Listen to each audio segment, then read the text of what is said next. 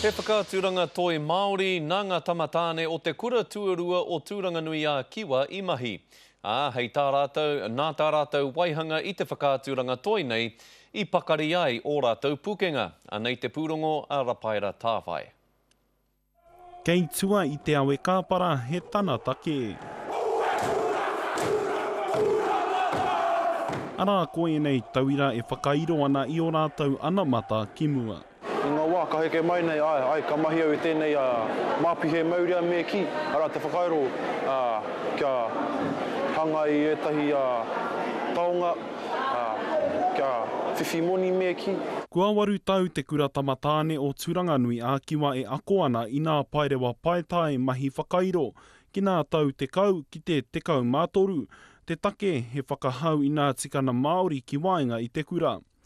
I muara e whitu noi hona tauira, enari i ai anei kua puāwai. E ki ana te tai atu o nā kaiako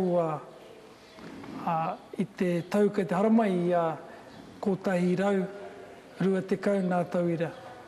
Ko ina i a rātou mahi mai te tīmatana o te tau, e whakaatu hia ana ki te marea. Te tikongo taku whakairo me ki, e haerenga, ai te wā pakupaku noi hoa, tainoa tuki tēnei wā, ara hoki tōku whakapapa, me oku ekenga me ki.